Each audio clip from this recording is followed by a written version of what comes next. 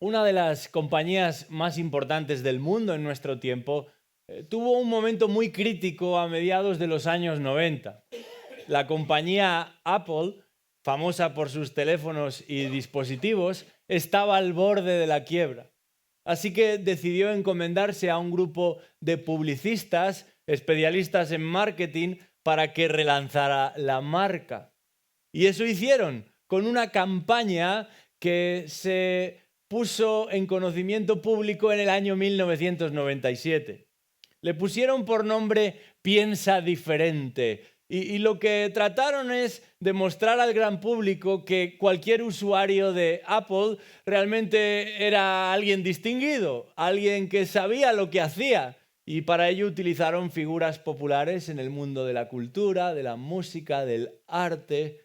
Y lo cierto es que lo lograron. En apenas unos meses vendieron productos por valor de millones y millones de dólares y poco tiempo después Apple se convertiría en todo un referente no solo del mundo de la tecnología, sino de los negocios en general.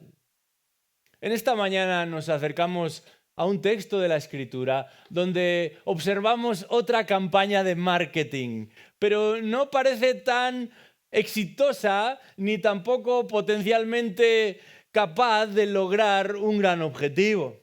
Jesús va a dirigirse a sus discípulos y les va a explicar cuál es el beneficio, pero también el coste de seguirle a Él.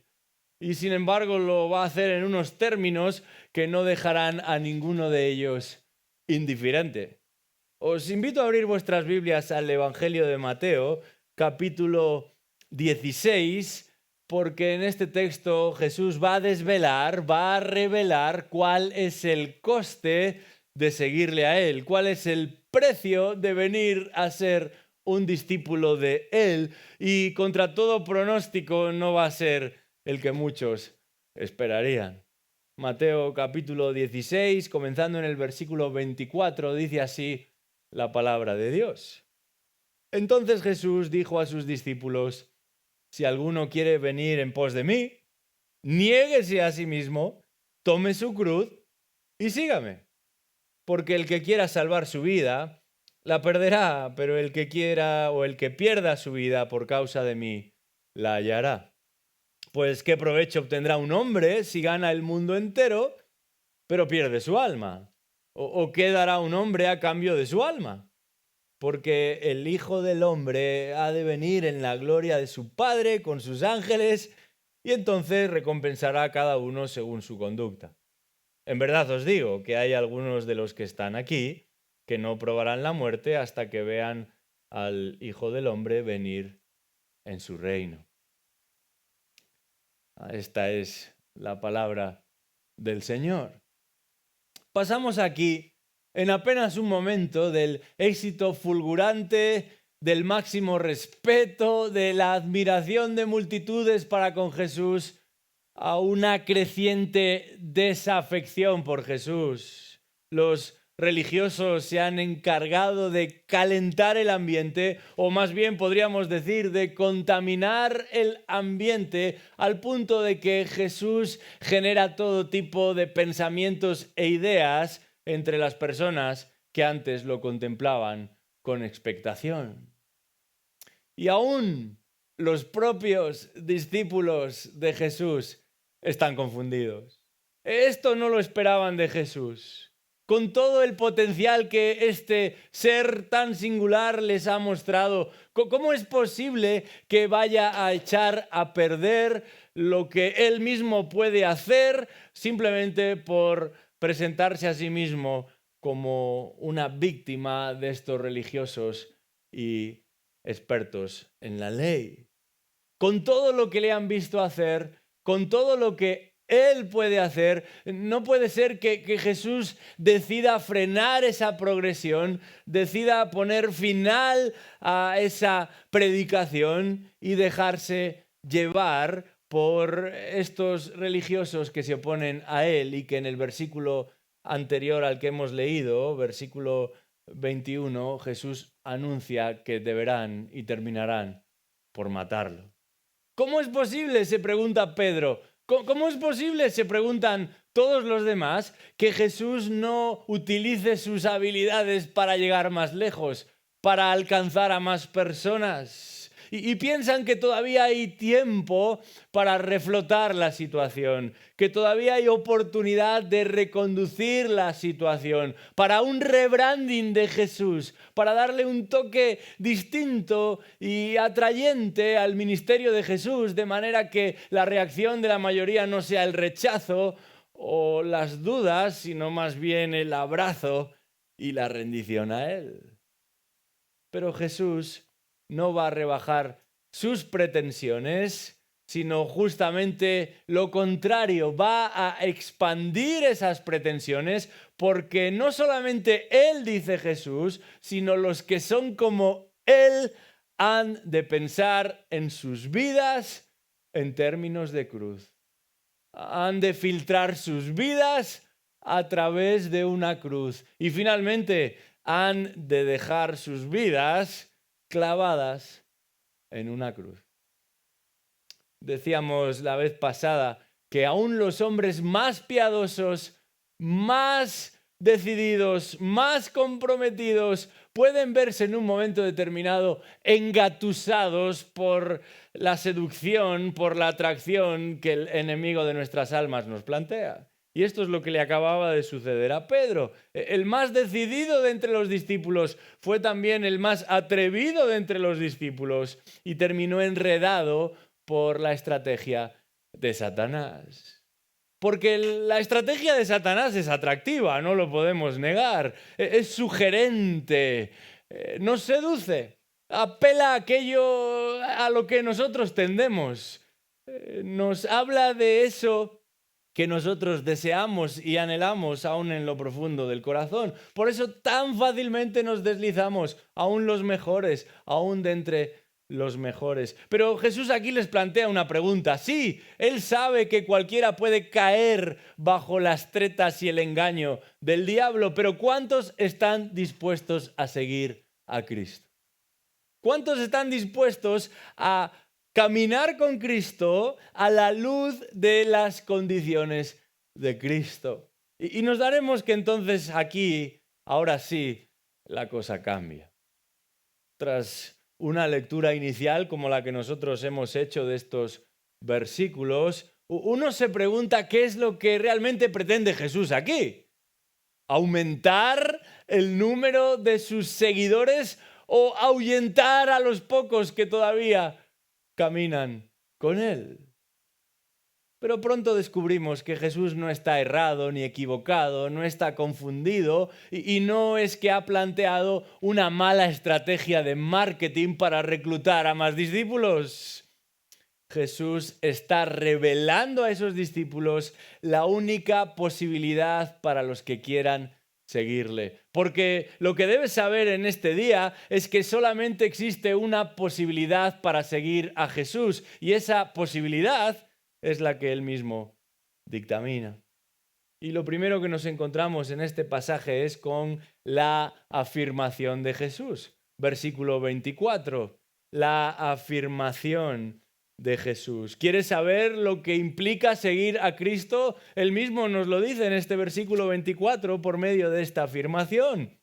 Entonces Jesús, Mateo 16, 24, dijo a sus discípulos: si alguno quiere venir en pos de mí, niéguese a sí mismo, tome su cruz y sígame. Esta es la afirmación de Jesús.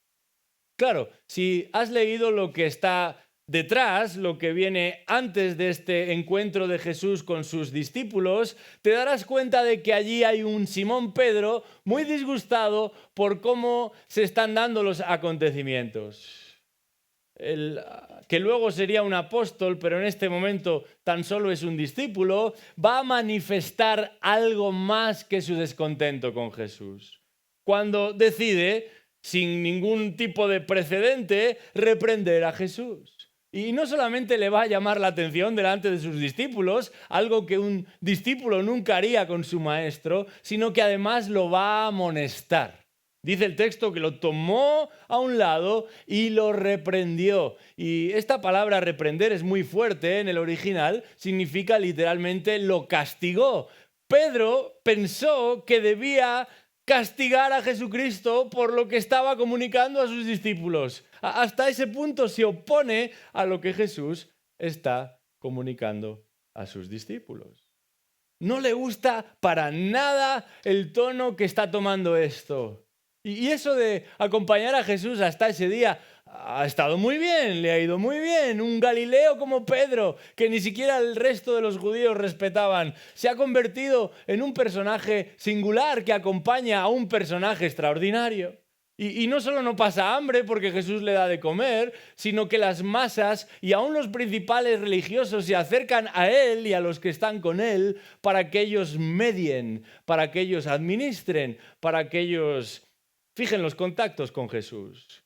¿Y quién pensaría de un pescador que siempre está desgastado y rodeado de pescado, a veces no en la mejor condición, que terminaría conversando y dialogando con los principales personajes religiosos de la época? Así que Pedro ha disfrutado el recorrido, pero como cualquier hijo de vecino, no tiene ningún interés en pasarlo mal. Ya bastantes problemas habrá tenido que solucionar a lo largo de su vida. Y es cierto, a Pedro le gusta caminar con Jesús. Pedro disfruta de estar con Jesús. Pedro admira y respeta a Jesús. Pero Pedro no ha firmado para esto. Y ahora resulta que el que le ha promovido hasta una cota impensable en su vida, les dice que tiene que morir, que tiene que sufrir, que tiene que ponerse a un lado. Y Pedro no está dispuesto a ver cómo todo lo que han logrado se esfuma tan rápidamente. Pedro piensa que la persona de Jesús, que la presencia de Jesús garantiza eso que tanto él anhela. Y eso que tanto él anhela no es otra cosa que la preservación del yo, que la promoción del yo, que la prosperidad del yo. Y no está dispuesto a perder su oportunidad.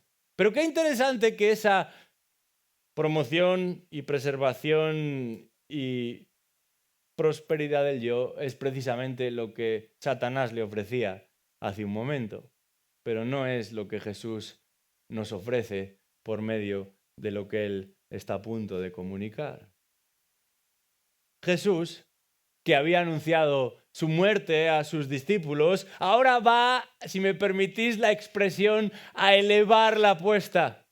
Cuando dice que todo aquel que quiera seguirle, no solo él, sino todo aquel que quiera seguirle, ha de morir a uno mismo.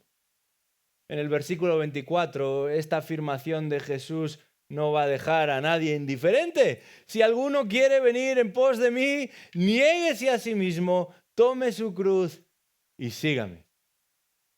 Por un lado, Jesús afirma que solo existe una manera de seguirle, y es una manera radical, porque no incluye otra cosa que una negación total. En un mundo en el que se nos anima continuamente a afirmarnos a nosotros mismos y se incide mucho en la necesidad de que elevemos nuestra autoestima, de que alcancemos todo nuestro potencial, Jesús dice, para seguirme a mí, debes negarte a ti mismo. ¿Pero qué significa esto de negarse a uno mismo? Bueno, negarse a uno mismo tiene que ver con seguirle a Él. Significa reconocer que nuestras fórmulas no funcionan, no han funcionado, por eso estamos en la situación que estamos. Tiene que ver con reconocer que nuestros pensamientos no son tan elevados como sus pensamientos, ni tan acertados como sus pensamientos. Por eso estamos como estamos. Tiene que ver con confirmar que nuestra pureza no es su pureza y por eso estamos como estamos. Tiene que ver con seguirle a Él porque no sabemos hacerlo solos, no podemos hacerlo solos y no debemos hacerlo solos. Le seguimos a Él porque lo necesitamos a Él. Como decía el salmista, no hay nada bueno en mi carne. Y esto en términos espirituales es lo que nos sucede a cada uno de los que estamos aquí, hijos de Adán. El problema de la mayoría es que no sabe por qué sigue a Jesús. Por eso no se ha planteado qué es esto de negarse a uno mismo. Piensan que seguir a Jesús es añadir algún elemento más a todos esos que forman parte de su realidad vital. Y seguir a Jesús puede funcionar en una cultura en la que se están perdiendo ciertos valores. Seguir a Jesús puede funcionar en un mundo en el que cada vez nos sentimos más solos y el encontrar un sentido de comunidad pensamos que puede resultar de ayuda para nosotros. Seguir a Jesús puede funcionar en un mundo en el que constantemente lidiamos con la culpabilidad, la nuestra y la de otros. Seguir a Jesús puede funcionar en un mundo en el que pensamos en la trascendencia y nos damos cuenta de que la vida se pasa y se pasa rápido. ¿Y qué haremos entonces con lo que viene después, si es que hay algún después? Seguir a Jesús puede simplemente ser la fórmula para establecer un núcleo familiar ordenado, con una moral, con un marco, con un paradigma que nos permita vivir de forma más o menos bien trazada. Hay tantas razones para seguir a Jesús, pero solamente hay una que es la razón de Jesús, y es que nosotros no podemos hacerlo solo. Es que nosotros no sabemos hacerlo solo y por eso no debemos hacerlo solo. Y excluir al autor de la vida para vivir nuestra vida es una absoluta necedad, además de una ofensa contra el autor de la vida. Y es por eso que debemos negarnos a nosotros mismos, porque afirmar que nosotros podemos, afirmar que nosotros sabemos, afirmar que nosotros debemos, es dejarlo a Él a un lado. Y eso no tiene ningún sentido. Eso no tiene ningún beneficio, va a decir aquí Jesús. Le seguimos a Él porque reconocemos que no estamos en condiciones de hacerlo solos. Y Él es el único digno de ser seguido. Jesús no es un potenciador de sabor. Él es el Salvador que necesitamos porque necesitamos ser salvados. Y necesitamos ser salvados no de nuestras circunstancias, no del medio en el que nos hemos criado, no de los otros, sino de nosotros. No es el ambiente en el que me muevo, no son los demás, soy yo el que necesita salvación. Y esa salvación no está en nosotros, por eso no apelamos al yo, por eso no afirmamos el yo, apelamos a Él.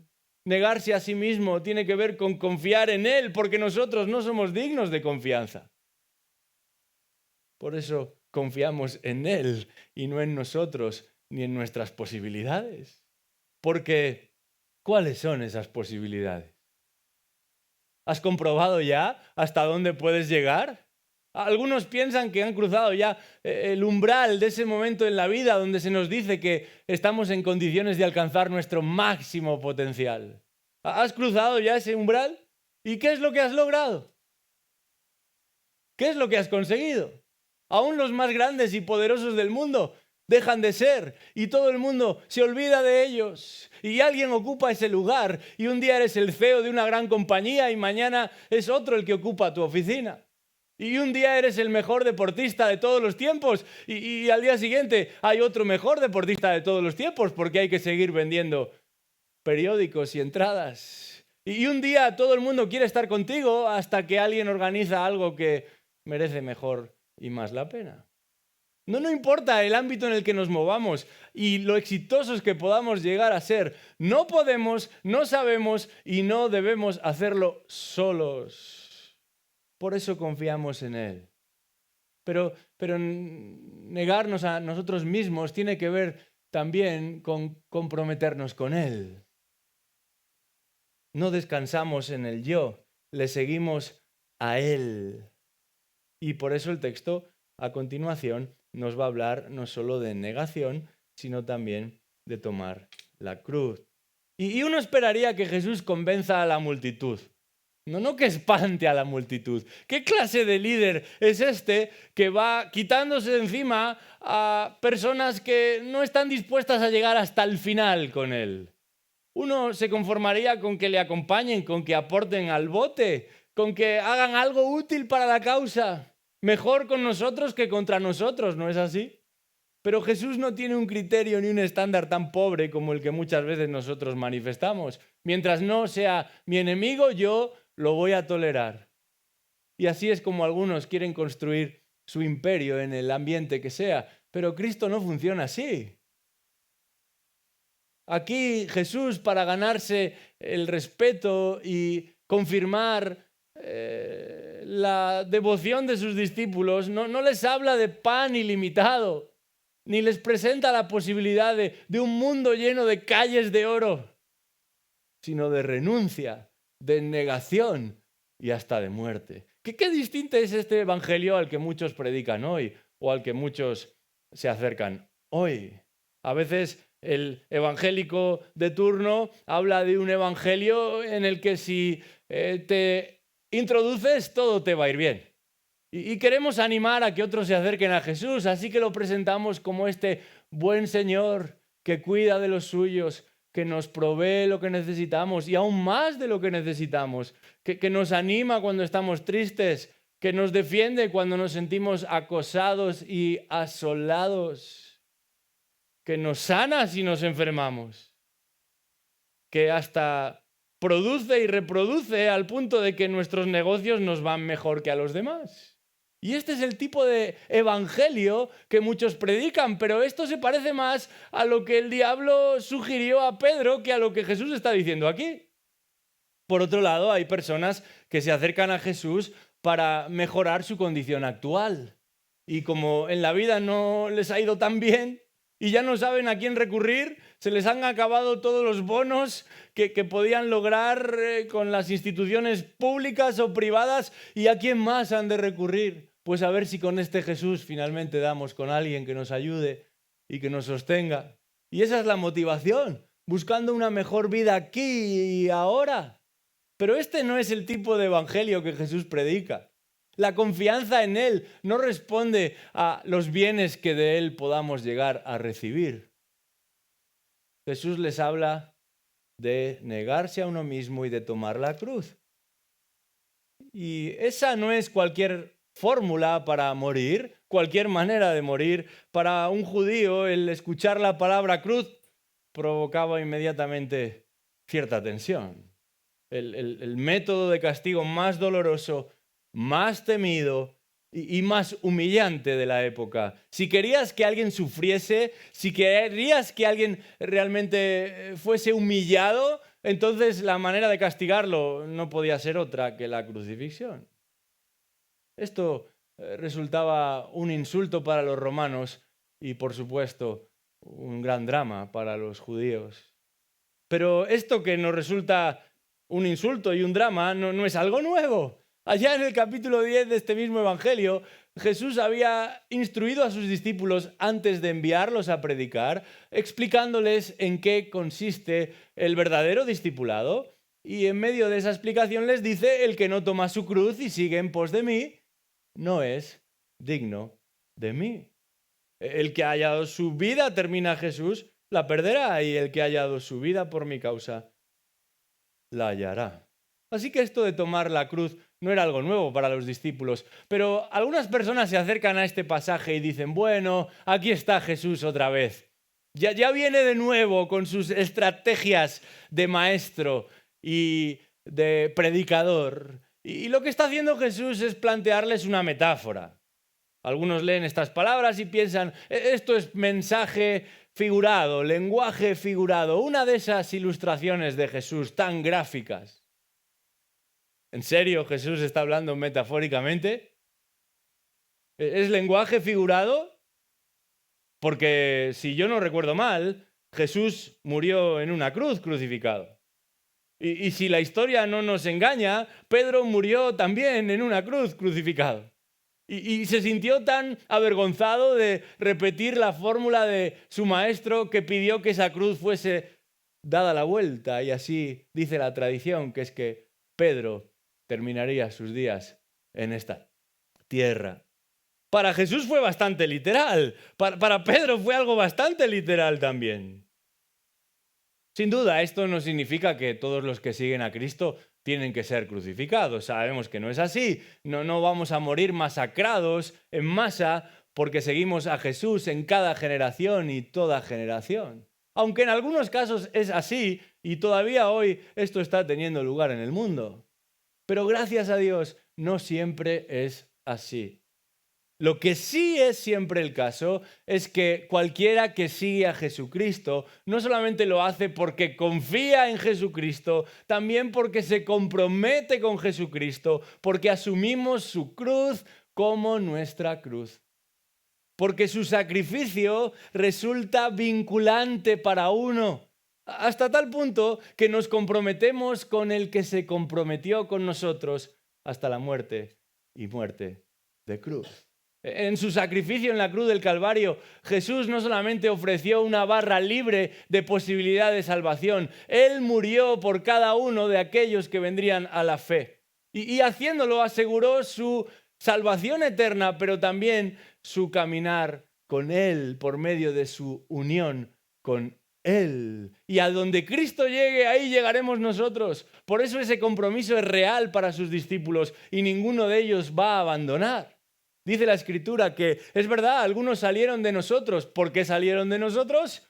No porque éramos un poquito pesados, que a veces lo somos, no porque fuéramos demasiado quisquillosos, que quizás en algún momento podríamos llegar a serlo. Salieron de nosotros porque no eran de nosotros. Si hubieran sido de nosotros, dice el capítulo 2 de Primera de Juan, hubieran permanecido con nosotros. De manera que tomar la cruz no es algo para algunos.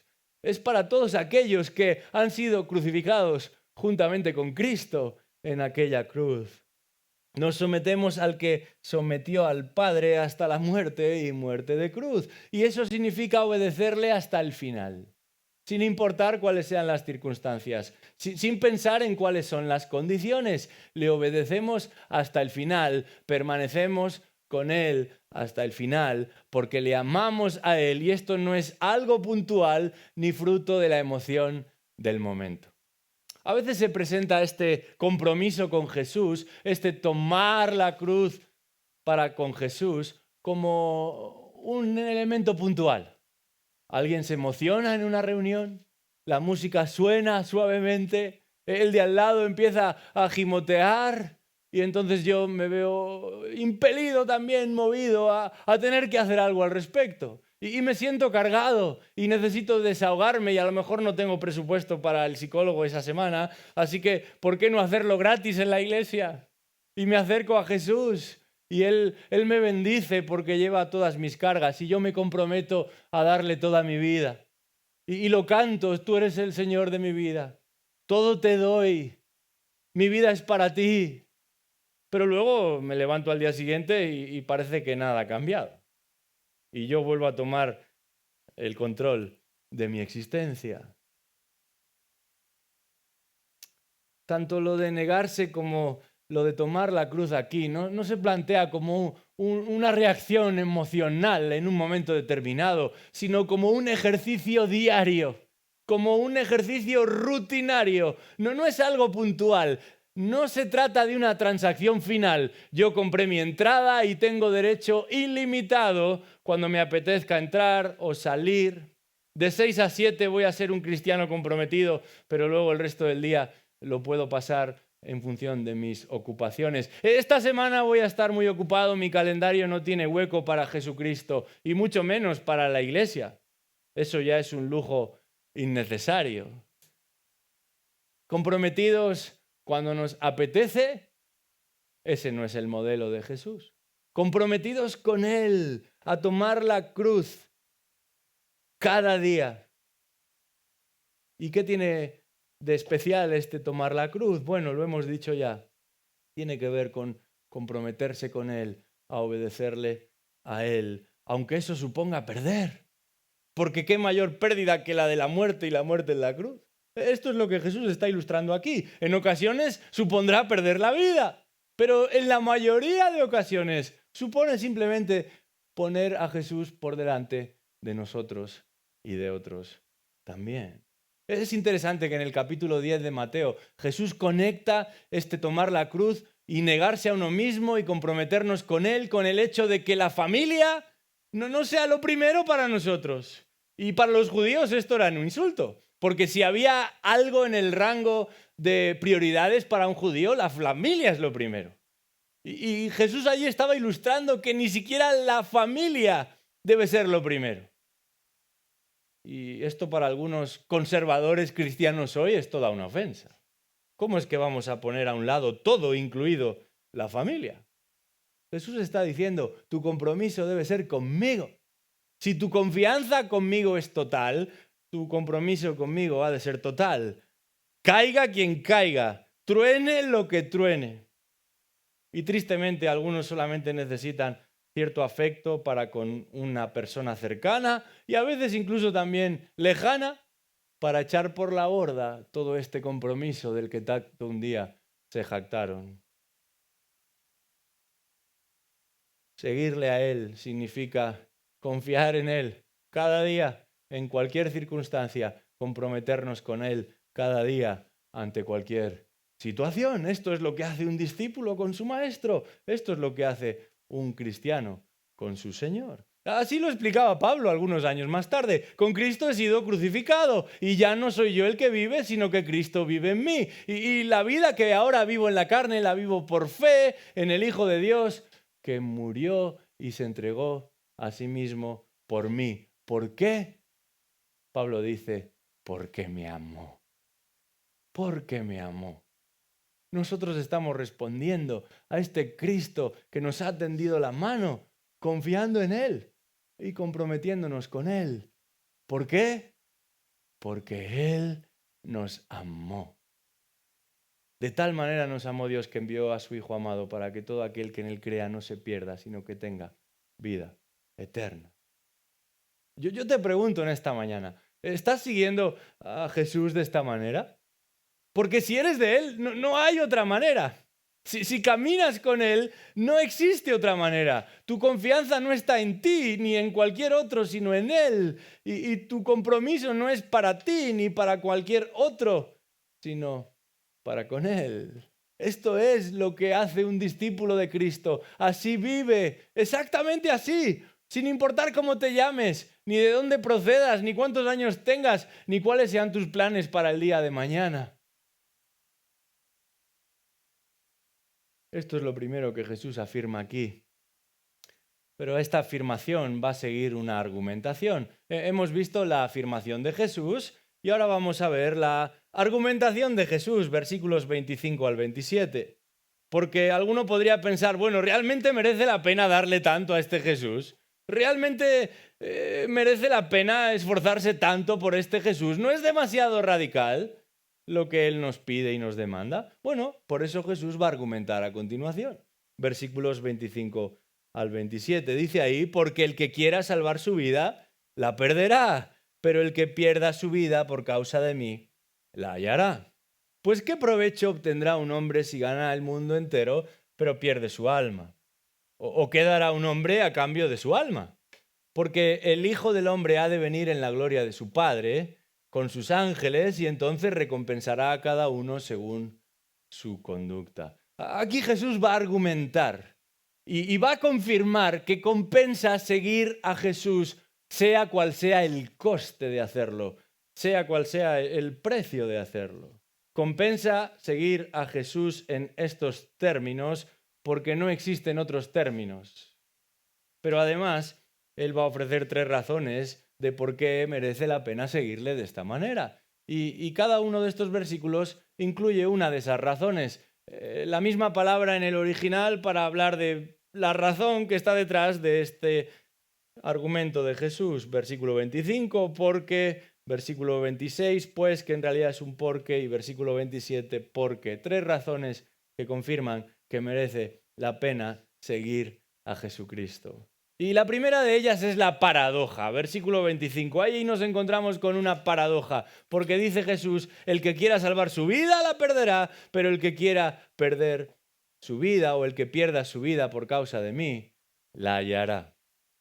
Esto es una paradoja, y una paradoja es algo muy sencillo. A veces los filósofos y los pensadores nos lo complican todo demasiado, pero una paradoja es una realidad que aparentemente parece algo negativo, pero que de repente, pues sí, fíjate, merece la pena. O justamente lo contrario, algo que parece muy positivo, pero cuando nos acercamos y lo observamos con la lupa, entendemos que mejor mantenerse lo más lejos posible. Esto es lo que pasa con este planteamiento de Jesús. Aparentemente nos parece el peor planteamiento posible, pero cuando lo observamos de cerca nos damos cuenta de que es el mejor planteamiento posible.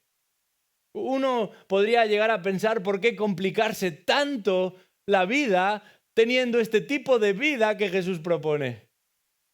¿Qué mejor dedicarse a vivir que exponerse literalmente a morir? Pero he aquí la paradoja, dice Jesús. El que quiera salvar su vida, la perderá. Pero el que pierda su vida por causa de mí, la hallará. El año 1562, en pleno auge de estados y naciones que combatían entre sí en la vieja Europa, cuando la peste asolaba comunidades enteras y la economía y la hambruna pues se separaban cada vez más, provocando necesidades reales y confirmando la falta de recursos, un holandés llamado Peter Bruegel, apodado como el Viejo, pintó un cuadro que por una razón desconocida terminó en España hace unos 300 años. Hoy en día se puede contemplar en los salones del Museo del Prado. Y ese cuadro nos permite observar a una clase cada vez más pudiente, cada vez más preparada, cada vez más celebrada, con sus vestidos y sus galas, con sus instrumentos musicales, jugando a las cartas, celebrando fiestas, disfrutando de la comida, simplemente viviendo la vida como nunca en la historia habían vivido la vida. Pero eso no es todo lo que este cuadro nos presenta, porque un factor fundamental en el cuadro es un número incontable de calaveras que se acercan a esos que celebran, que viven mejor que nunca, que disfrutan de sus riquezas, de su entretenimiento, de sus conversaciones, pero de repente se ven sorprendidos por la muerte. Una muerte que no entiende ni de edades ni de condición social. El contador de esta muerte está encendido para todos. Y tarde o temprano vamos a morir porque la única realidad segura de la vida y en la vida es la muerte. Por mucho que nos empeñemos, por mucho que nos cuidemos, por mucho que nos mediquemos, todos vamos a morir. Y hay una manera de vivir y de morir bien y el resto pues no cae bajo esta misma categoría. Y aquí Jesús nos presenta la única manera de vivir y de morir bien. Y solamente esta manera de vivir habrá merecido la pena y no habrá terminado en pérdida. Habrá resultado en ganancia y no habrá terminado en pérdida. Y esta es la que él mismo nos plantea en este texto que acabamos de leer. El que pierda su vida por causa de mí, fíjate tú, parecía un gran derroche y sin embargo fue la mejor oportunidad, porque termina diciendo Jesús, la hallará. Aquí está la primera de las razones para seguir a Jesús, cueste lo que cueste. Pero hay una más en el versículo que viene a continuación, el versículo 26. Hemos hablado de la paradoja y a continuación Jesús nos presenta la previsión.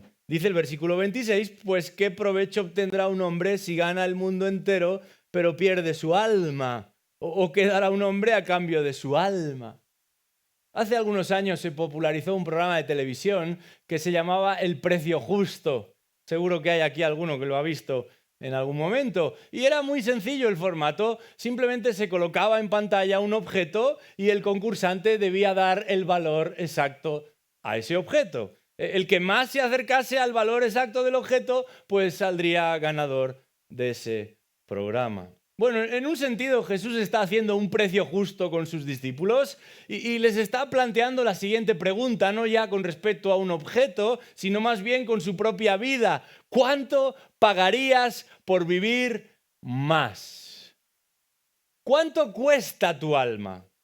¿Cuánto estarías dispuesto a hacer por tu alma? ¿Cuánto estarías dispuesto a vender por tu alma? Y aquí se habla de alguien que piensa que ganando el mundo, pues no pasa nada si finalmente uno pierde esa alma. O incluso Jesús llega un poco más allá y utilizando un término muy de la época que solamente aparece 2 veces en el Nuevo Testamento, le dice, ¿qué conseguirás que puedas intercambiar por tu alma? ¿Qué hay tan valioso en el mundo que tú puedas equipararlo al punto de que merezca la pena hacer ese trueque por tu alma? No hablamos aquí de cromos o de tazos que los niños intercambian en los patios del colegio. Hablamos de qué estás dispuesto tú a entregar sabiendo que vas a perder el alma. ¿Hay algo que merece la pena ganar si eso significa perder el alma? Allá por el siglo XVII, cuando el cuadro de Bruegel llegaba a España, un escritor inglés que más bien era un predicador, en una breve obra titulada Deja de amar el mundo, dijo lo siguiente: ¿pondría algún hombre oro y plata a cambio de paja, de malas hierbas, de astillas, de animales o de cosas semejantes? Aquellos que aman al mundo valen más que el mundo y dan por el mundo aquello que es mejor que el mundo. Las mejores cosas del mundo son sus riquezas, su conocimiento y sus dones. Pero nuestras almas, dice Grimhill, son mejores que todo esto. Mejores que el mundo entero. Y cita nuestro texto en Mateo 16:26. ¿Qué dará el hombre a cambio de su alma? Y termina diciendo, el mundo entero no vale una sola alma. Una sola alma vale más que 1.000.000 de mundos. Y sin embargo somos tan necios y tan torpes de entrometernos en una inversión que resulta desastrosa desde un principio. A veces hay personas que quieren enriquecerse rápido y escuchan cantos de sirena cuando alguien llega y les ofrece un buen negocio y están dispuestos a colocar todos sus ahorros en ese lugar porque piensan que el dinero va a florecer y lo único que florece son las malas hierbas. Y finalmente eso que parecía la inversión del siglo salió mal y resultó en una peor condición que al principio. Eso somos nosotros viviendo la vida, queriendo estirar la vida, apegándonos y aferrándonos a esta vida cuando tiene fecha de caducidad. Y como lo que sucede con la arena en las manos, se va cayendo y no somos capaces de retenerla. Y no importa en aquello que nos empeñemos. Hoy eres un mero estudiante que aspiras a ser un gran empresario y terminas por ocupar la plaza del CEO de la gran compañía de tu ciudad, pero mañana llegará otro que ocupará ese mismo puesto y ya nadie se acordará de ti. Hoy eres el mejor deportista del mundo y todo el mundo quiere hacerte fotos, pero mañana estarás retirado y ya nadie se acordará de ti. Hace solo unos días, uno de los medallistas olímpicos más prestigiosos en la historia y en este caso dentro de la disciplina de la natación, jubilado desde hace algunos años, concedía una entrevista de las pocas ya que le piden en estos días y él decía, echo de menos cuando la gente me paraba por la calle. Pero ni su aspecto te recuerda a lo que este hombre esbelto un día fue. Ya nadie recuerda sus hazañas. Están simplemente en los libros llenos de polvo porque ahora la atención y el foco mediático y el dinero está en otro sitio.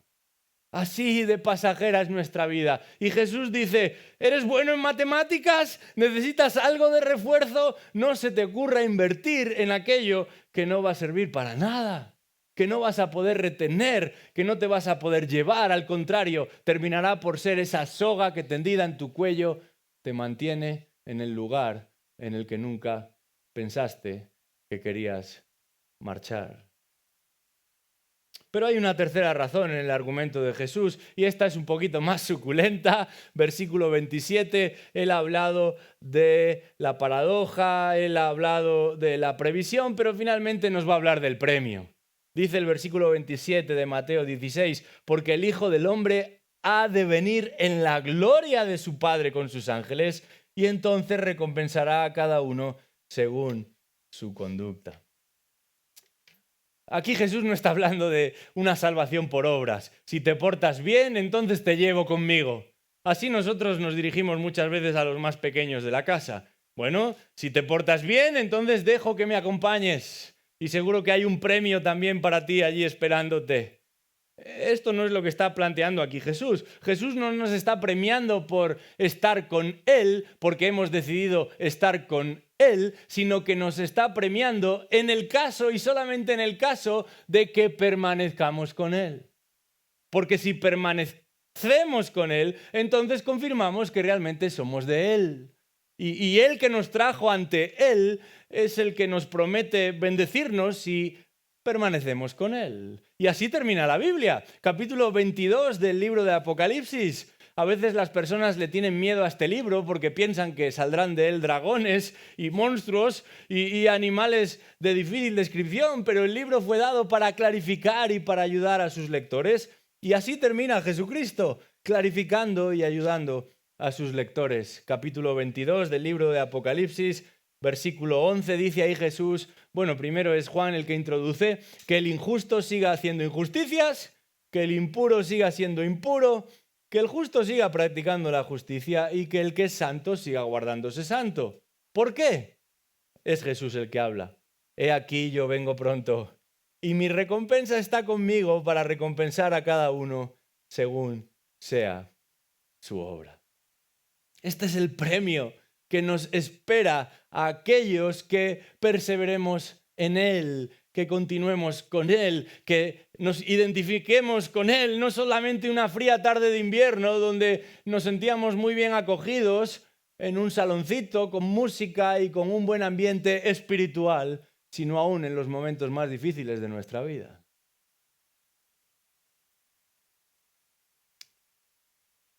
Esto nos lleva al tercer elemento que confirma este coste del discipulado. Jesús ha hablado de lo que toma la afirmación de Jesús, donde observamos qué significa seguirle. Jesús ha argumentado la valía y el valor de seguirle a Él, pero nos va a ofrecer una aclaración antes de terminar. Versículo 28. Dice ahí Mateo 16, 28. En verdad os digo que hay algunos de los que están aquí que no probarán la muerte hasta que vean al Hijo del Hombre venir en su reino. ¿Y qué llamativo es esto? ¿Y qué habitual resulta para nosotros también? Y es que leemos este texto y se nos acaba de hablar de que el Hijo de Dios va a venir en gloria y se va a presentar con la gloria que sus ángeles como comitiva acompañan y sujetan para Él y nos va a premiar a nosotros. Y en lugar de estar meditando de esta gran bendición, de este gran premio que Él promete a los que le siguen, no importa las condiciones que tengan que atravesar, nos enzarzamos en discutir y en pelear y en tratar de explicar lo que no está tan claro a veces o lo que directamente es secundario. Y esto es lo que sucede aquí. El versículo 28 para algunos se ha convertido en el texto importante de esta sección, porque ¿quiénes son esos que no se van a morir hasta que vean a Jesús? ¿Y qué significa esto de que verán a Jesús antes de morirse? Y perdemos de vista la gran promesa que acabamos de recibir. Algo que este mundo no nos puede ofrecer, algo que este mundo no nos puede premiar, ni otorgar, ni presentar, es lo que Él ha prometido para los que le aman. Y ahí dice que esa gloria de su Padre con sus ángeles va a descender ante aquellos que le siguen y que se mantienen con Él hasta el final. ¿Es esa nuestra expectativa? ¿O seguimos buscando en el mundo a ver si encontramos algo que nos iguale la oferta? ¿Estamos pensando que vamos a lograr algo mejor aquí? ¿Algo superior aquí? ¿Que mi camino o el de otro puede ser más atractivo al punto de dejar a un lado a este Jesús para caminar en mis propios términos? No seamos tan necios. ni tan torpes como tantas y tantas personas en el mundo lo están siendo. Y dejémonos guiar por el que ha prometido llevarnos a nuestro destino, un destino incomparable, incorruptible, que no se desgasta, no se estropea, no se termina, sino que es fuente continua de gozo y de bendición, inimaginable, incalculable. Y esa es la gloria de la que Jesús va a hablar a continuación.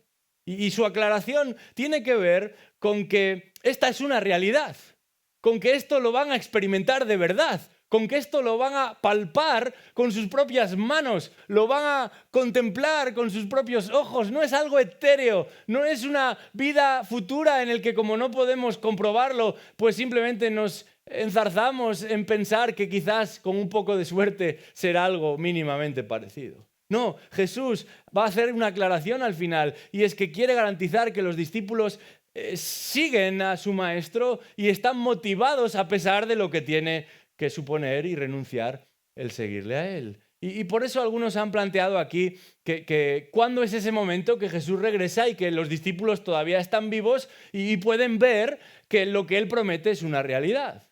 Y algunos han dicho, bueno, a lo mejor se refiere al momento de la resurrección, porque cuando Jesús resucita, en un sentido, fíjate, se ha cumplido lo que él anunció, que iba a morir y resucitar. Otros piensan que esto tiene que ver con la segunda venida, porque, hombre, sí que es verdad que va a resucitar, pero va a estar muy poquito tiempo entre ellos y pronto se va a marchar. Otros quizás apuntan a ese momento en el que la iglesia reunida ahí en el aposento alto, en el capítulo 2 de Hechos, por primera vez va a experimentar la realidad del Espíritu Santo.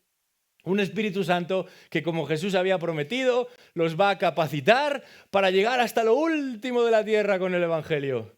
Otros también leen esto y piensan, bueno, definitivamente se tiene que referir a la caída de Jerusalén, cuando en el año 70 después de Cristo los romanos destruyen el templo. Y ese sí, por fin, será el momento en el que el reino de Dios tome primacía aquí en la tierra, porque sin duda el judaísmo ya no tiene nada que decir. Es el cristianismo el que va a traer las buenas noticias del Evangelio, y es entonces cuando veremos a Cristo actuar y a ese reino presente en el mundo.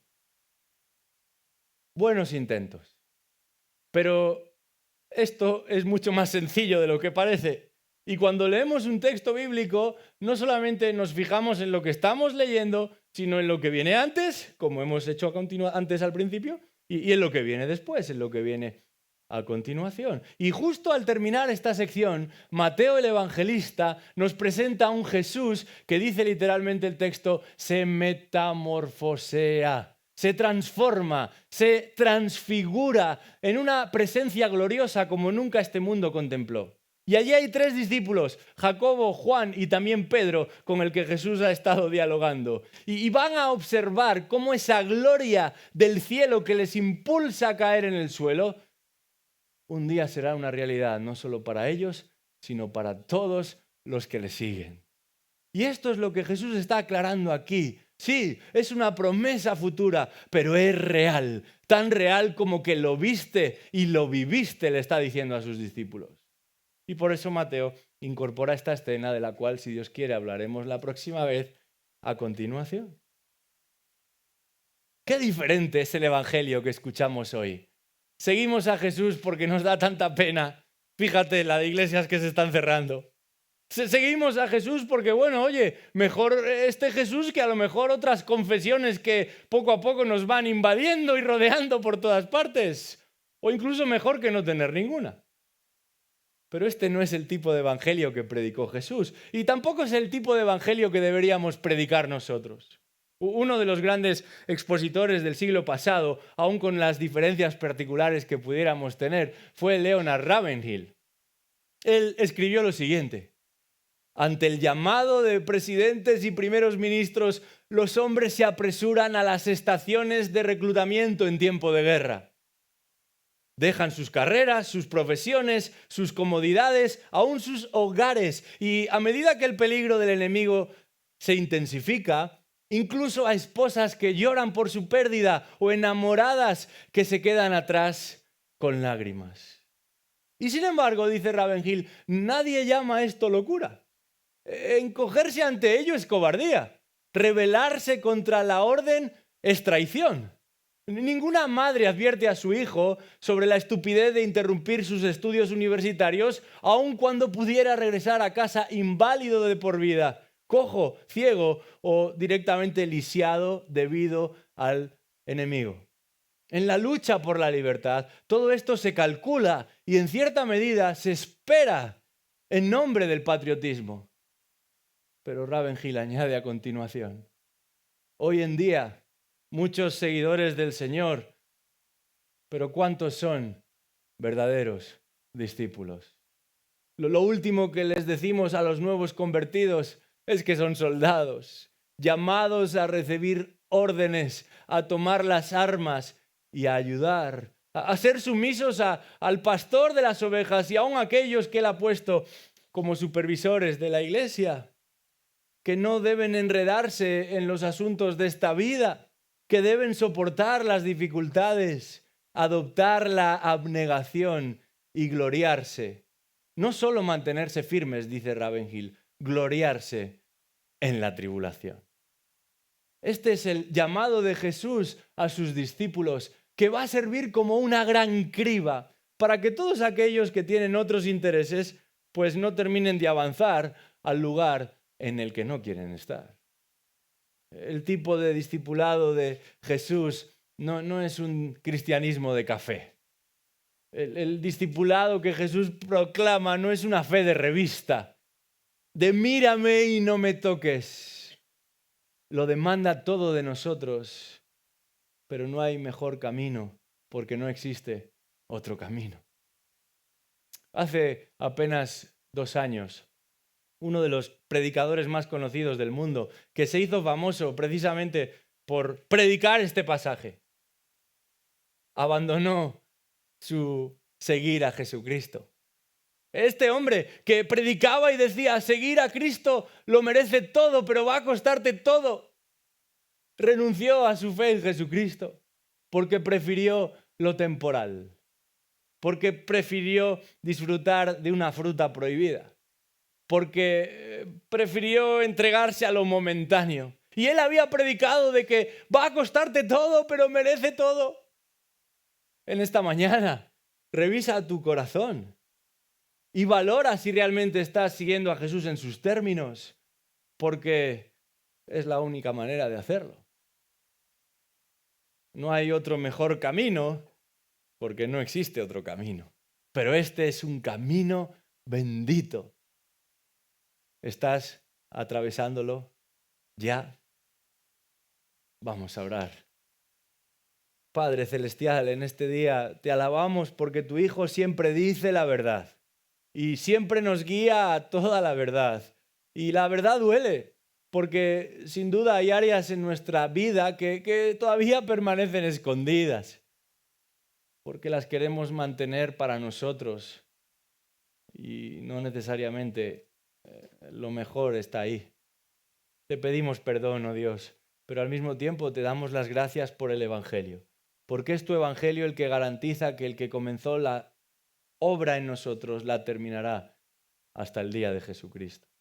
Pero si hay alguna persona aquí que piensa ser un discípulo y realmente no lo es, te pedimos, oh Dios, que tú abras su entendimiento en este día, que dejen de vivir una farsa que antes o después saldrá a la luz.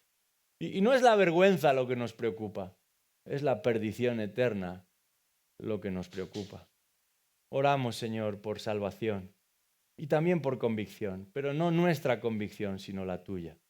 Pedimos esto en el nombre de Jesús. Amén.